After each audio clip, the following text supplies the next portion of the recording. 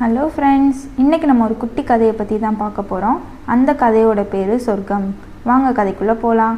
ஒரு அழகான தேவதை இருக்காங்க. அவங்க ஒரு பெஸ்ட்டு கப்புள்ஸ்க்கு பரிசளிக்கலாம் அப்படின்னு தீர்மானம் போடுறாங்க. ஸோ பெஸ்ட்டு கப்புள்ஸை கண்டுபிடிக்கிறாங்க.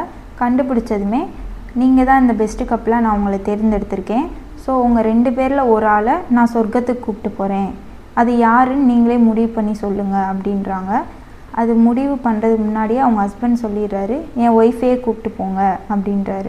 அதுக்கு தேவதை சொல்கிறாங்க, எதுக்கு இந்த வாய்ப்பையும் நீங்கள் மிஸ் பண்ணுறீங்க, நீங்களே வரலாம்ல, ஏன் ஒய்ஃபை போக சொல்கிறீங்க அப்படின்னு கேட்குறாங்க. அதுக்கு ஹஸ்பண்ட் சொல்கிறாங்க, என் ஒய்ஃப் இல்லாத இடமே எனக்கு சொர்க்கம்தான் அப்படின்றாங்க. ஸோ இதுலேருந்து என்ன தெரியுதுன்னா, நமக்கு கூட இருக்கிறத நம்ம சந்தோஷமாக வச்சுக்கிட்டாலே நமக்கு இருக்கிற இடம் எல்லாமே சொர்க்கம்தான். நம்ம இல்லாத ஒன்றை தேடி போகணுன்றது அவசியம் இல்லை. ஸோ இருக்கிற திங்ஸை நம்ம ஹாப்பியாக வச்சுக்கிட்டாலே நமக்கு எல்லாமே சொர்க்கமாக தான் இருக்கும் அப்படின்றாங்க. இந்த ஸ்டோரி உங்களுக்கு பிடிச்சிச்சின்னா சப்ஸ்கிரைப் பண்ணுங்கள். நன்றி.